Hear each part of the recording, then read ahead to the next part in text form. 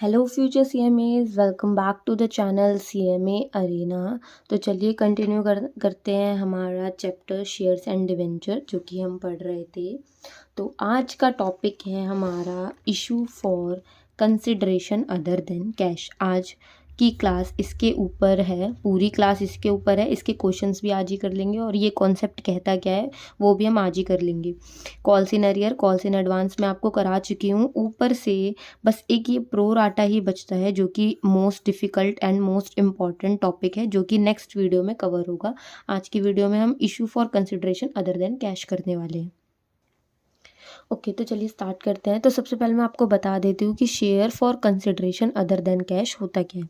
तो देखिए क्या होता है, जब भी हम शेयर्स इशू करते हैं तो हमारा हमेशा बैंक बढ़ता है। क्यों? क्योंकि हम किसी को अपनी कंपनी के मालिक बना रहे हैं, तो ऑब्वियसली बात है ना, हम पैसे लेंगे उससे।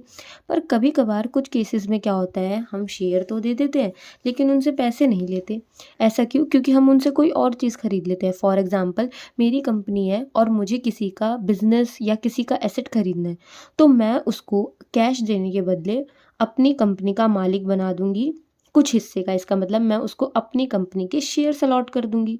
तो उसे हम कहते हैं shares for consideration other than cash. इसका मतलब जब हम शेयर्स को इशू करें कैश के बदले, मतलब कैश के बदले आप कोई और सामान ले रहे हो, उसे कहते हैं share for consideration other than cash. अब इसके चार आपको टॉपिक मिलेंगे, आई मीन चार तरीके से हम share for consideration other than cash की एंट्रीज करते हैं। एक होता है जब हम एसेट खरीद रहे हों, एक होता है जब हम प्रमोटर को दे रहे हों, एक होता है जब हम अंडर राइटर्स को दे रहे हो, और एक होता है जब हम बिजनेस खरीद रहे हो। ओके, तो एसेट की देखते हैं। सबसे पहले एसेट लेने पर सबसे नॉर्मल एंट्री क्या होती है? एसेट जब हम लेंगे तो सबसे नॉर्मल एंट्री होती है कि हमारा एसेट डेबिट होगा, क्योंकि एसेट बढ़ने पर डेबिट होता है, और वेंडर के अगेंस्ट हमारी लायबिलिटी क्रिएट हो जाएगी। वेंडर मतलब जिससे आप सामान खरीद रहे हो। ओके, अब नेक्स्ट एंट्री क्या करते, आप वेंडर की लायबिलिटी उतारते और बैंक को क्रेडिट करते, क्योंकि बैंक अब कम होने वाला है। लेकिन यहाँ बैंक की जगह क्या आ जाएगा? Share capital. शेयर कैपिटल क्यों? क्योंकि अब आप उसे शेयर इशू कर रहे हो। ठीक है, तो ना तो बैंक आपका बढ़ने घटने वाला, कुछ नहीं होने वाला, बस आपकी कैपिटल इंक्रीज होगी। मतलब आपकी कैपिटल इंक्रीज होगी और आपकी लायबिलिटी इस वजह से उतरी जाएगी। क्योंकि जब भी आपकी कैपिटल इंक्रीज होती है तब आपको बैंक में पैसे मिलते थे ना, लेकिन इस बार आपको बैंक में पैसे नहीं मिलेंगे। इस बार आप अपनी लायबिलिटी उतारोगे किसके अगेंस्ट में? शेयर कैपिटल के अगेंस्ट में।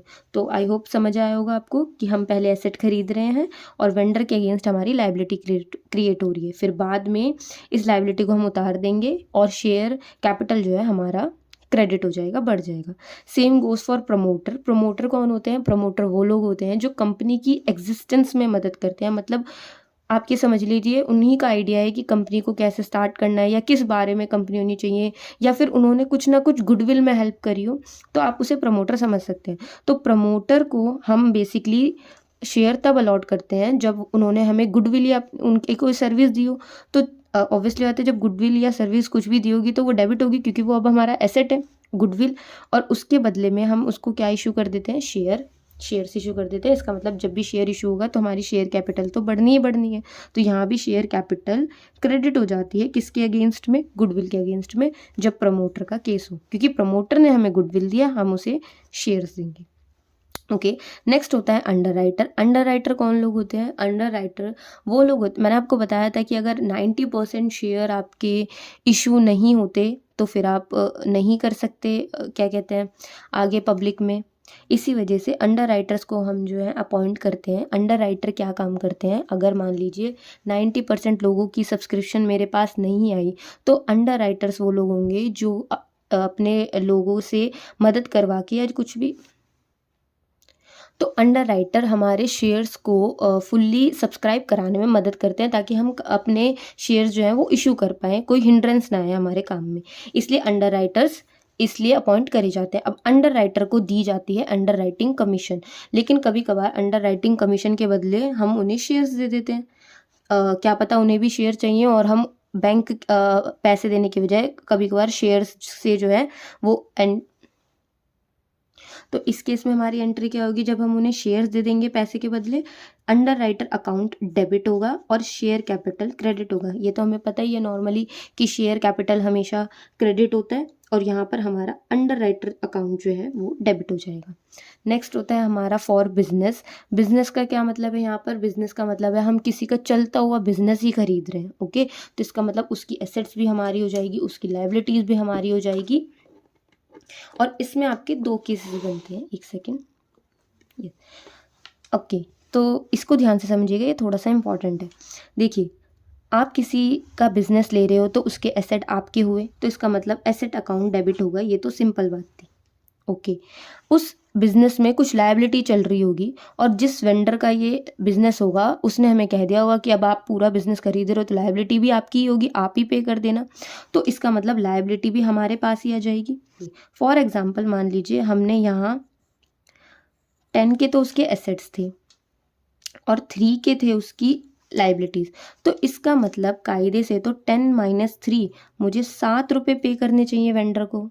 ऑब्वियसली बात है ना, क्योंकि सेट अगर 10 के हैं और लाइबिलिटी 3 की है तो मुझे वो 3 की लाइबिलिटी पे करनी पड़ेगी, तो 7 रुपये में खरीदना चाहिए।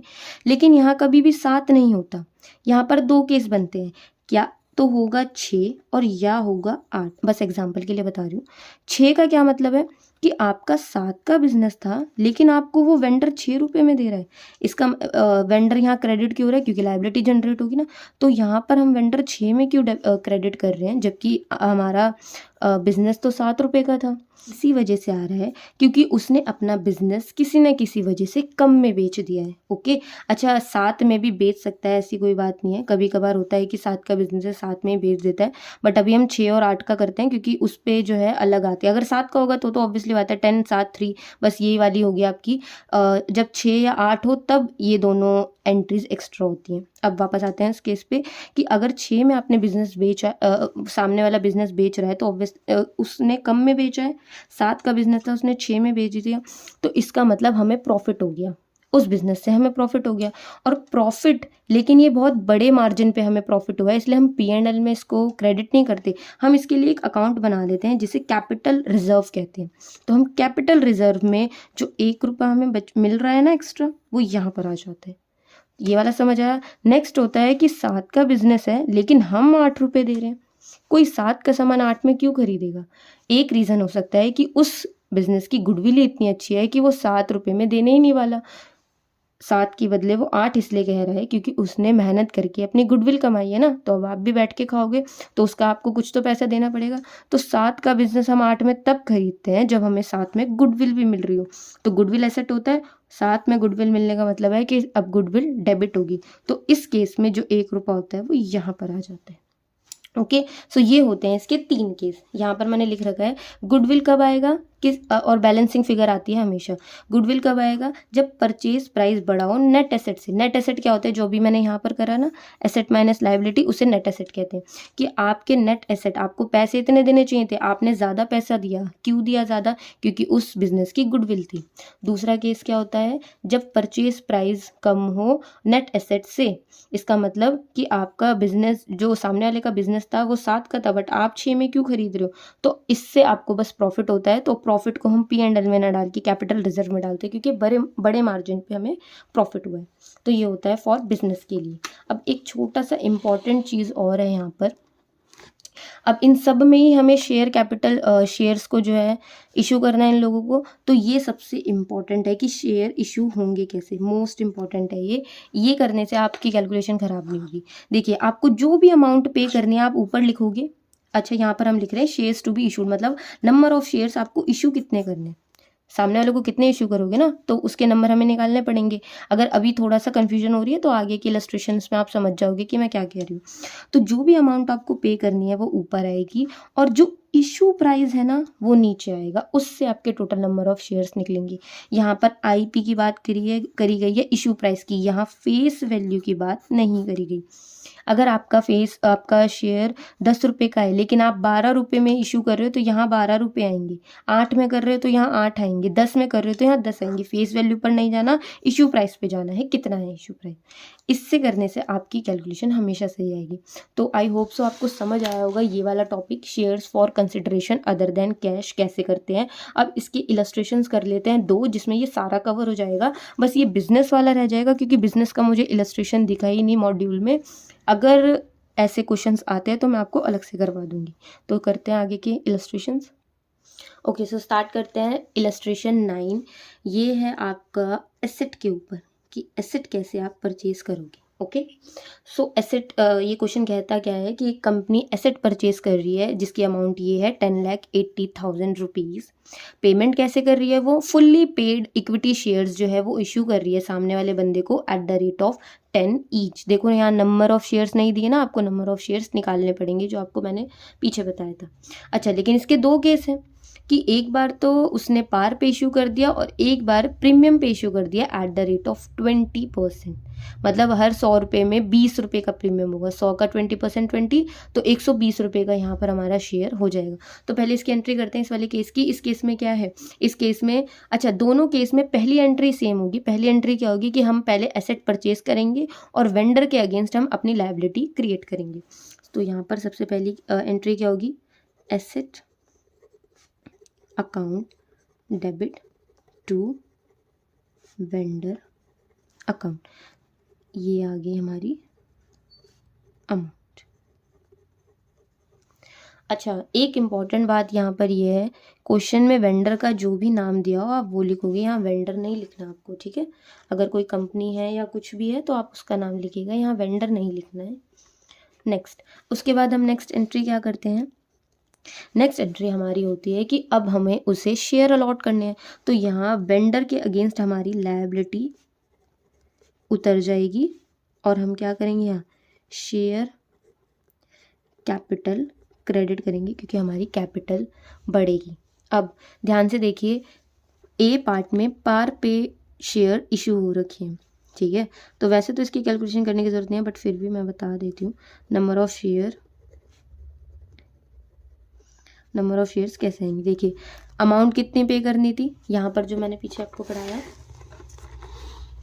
ये वाला, कि जितनी अमाउंट पे करनी है अपॉन में इशू प्राइस। तो यहाँ पर देखिए अमाउंट कितनी पे करनी है आपको, अमाउंट आपको पे करनी है 10,80,000 रुपये अपॉन में इशू प्राइस कितना है, 100 रुपये का शेयर था, पार पे इशू कर रहे हो तो इसका मतलब यहाँ कितना आ जाएगा 100। तो टोटल नंबर ऑफ शेयर्स कितने आ गए 10,800, 10,800 shares at the rate of 10 आप जो है इशू करोगे, ठीक है। अभी आपको लग रहा होगा कि इसका क्या यूज़ है, ये तो मैं सीधा ही लिख देता, लेकिन अभी आपको पता चलेगा प्रीमियम पे। ओके, तो यहाँ पर क्या आ जाएगा 10,800 एट द रेट ऑफ 100। तो ये आपकी हो जाएगी एंट्री 10,80,000,10,80,000। ये होगी ए पार्ट की एंट्री। अब करते हैं हम बी पार्ट की एंट्री। ओके, सो बी पार्ट की एंट्री में क्या होगा, बी पार्ट की एंट्री में भी सेम होगा। सबसे पहले वो एसेट खरीदेगा, तो यहाँ पर एसेट अकाउंट डेबिट होगा टू वेंडर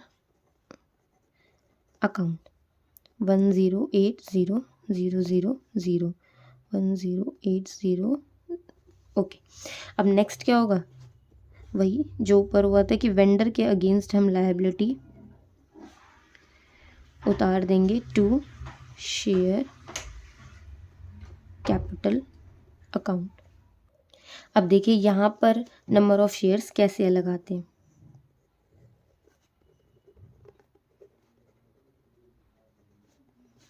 आपको 10,80,000 इतने रुपए पे करने हैं, लेकिन यहाँ पर देखिए इशू प्राइस कितना है, 100 रुपये का शेयर था, 20 रुपीज़ का प्रीमियम, 100 पे 20% मतलब 20 रुपये का प्रीमियम है। तो आपका इशू प्राइस कितना हो गया 120 का। अब इससे आप पहले शेयर्स निकालिए, 108 डिवाइडेड बाय 120, आपके 9,000 शेयर्स इश्यू हुए। अब समझे कि ये क्यों करा गया था। अब 9,000 शेयर्स के बदले आप यहाँ कितने डालोगे 100, और वेंडर के अगेंस्ट कितनी लायबिलिटी होगी, वेंडर तो उतना ही लेगा ना जितना आपने उस पर लायबिलिटी जितना लायबिलिटी थी आपके ऊपर, तो फिर ये कम कैसे आ रहा है 9,000,000 108 माइनस 9 1,80,000 का क्या होगा गैस। उसने प्रीमियम पे इशू करे हैं तो एसपीआर में भी तो पैसे जाएंगे, तो यहाँ पर जो प्रीमियम है ना उसकी वजह से ये हमारा डिफरेंस आया है, तो यहाँ पर एसपीआर में क्या आएगा पैसे। ओके, किस हिसाब से 9,000 shares at the rate of 20 का प्रीमियम था, ठीक है, तो ये आ जाएगा 180,000। तो अब आपको पता चल गया होगा कि नंबर ऑफ़ शेयर्स निकालना क्यों ज़रूरी है। अगर आप नंबर ऑफ़ शेयर्स नहीं निकालते तो आपको यहाँ पर दिक्कत होने वाली थी, क्योंकि आप पक्का पूरा शेयर कैपिटल में डाल देते। लेकिन हमें बहुत ध्यान से देखना है कि उन्होंने प्रीमियम पे इशू करे हैं ना, तो उनके एसपीआर में भी तो पैसे जाएंगे, क्योंकि प्रीमियम के पैसे हम कभी भी शेयर कैपिटल में नहीं डालते। तो ये था इस वजह से इम्पॉर्टेंट। अब करते हैं next illustration. Okay, so next illustration है इलस्ट्रेशन नंबर 10, जो प्रमोटर एंड अंडरराइटिंग कमीशन के ऊपर है। वैसे तो ये इलस्ट्रेशन बहुत आसान था, आप खुद भी कर सकते थे, बट स्टिल कर लेते हैं एक बार। अच्छा, जो भी इलस्ट्रेशन रह रहे हैं, अगर आपको कोई भी डाउट है या आपको ऐसा लगता है कि आपको सॉल्व्ड चाहिए तो आप प्लीज़ कमेंट सेक्शन में लिख दीजिएगा। हाँ जी,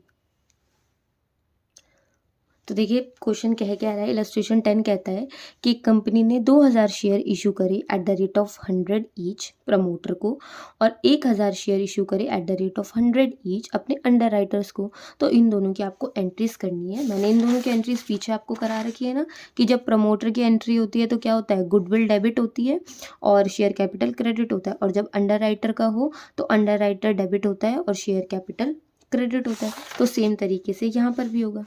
एक सेकेंड। ओके, तो चलिए स्टार्ट करते हैं। तो सबसे पहले हम प्रमोटर की करते हैं। प्रमोटर की बहुत सिंपल होती है। यहाँ पर गुडविल की वजह से हम उसे शेयर्स अलॉट कर रहे हैं, तो गुडविल अकाउंट डेबिट होगा टू शेयर कैपिटल अकाउंट। किस हिसाब से, 2,000 के शेयर्स थे, 100 रुपये में हमने इशू कर दिए, तो ये हो गए हमारे 2 लाख रुपीज़। ये हो गया प्रमोटर का। नेक्स्ट करते हैं अंडर राइटर का। अंडर राइटर का कैसे होगा, अच्छा पहले उसे हमें अंडर राइटिंग कमीशन देना था, ठीक है, उसके बाद हमें उस पर शेयर इशू करने हैं। तो जब हम उसे अंडर राइटिंग कमीशन देंगे, मतलब ड्यू करेंगे, अभी दिए नहीं है, तो इसका मतलब लायबिलिटी क्रिएट होगी उसके अगेंस्ट। तो यहाँ क्या आएगा, अंडर राइटर या underwriting commission account debit to underwriter. यहाँ अंडर राइटर को हमने क्या बनाया है, यहाँ हमने अंडर राइटर को क्रेडिटर बनाया है, क्योंकि हमें उसे अंडर राइटिंग कमीशन के पैसे देने थे। तो ये क्या होगा, 1,000 के हिसाब से 100 मतलब 1 लाख रुपए। ओके, लेकिन हम उसे पैसे देंगे क्या, नहीं, हम उसको क्या देंगे, शेयर्स। तो अंडर राइटर अकाउंट यहाँ पर डेबिट हो जाएगा, क्योंकि अब हम लायबिलिटी उतार रहे हैं टू शेयर कैपिटल अकाउंट। यहाँ पर भी सेम अमाउंट आ जाएगी। ओके, सो ये था हमारा illustration number 10। I hope so आपको आज का टॉपिक अच्छे से समझ आया होगा। कोई भी डाउट हो तो प्लीज़ कमेंट सेक्शन में लिख दीजिएगा। मिलते हैं नेक्स्ट वीडियो में, बाय।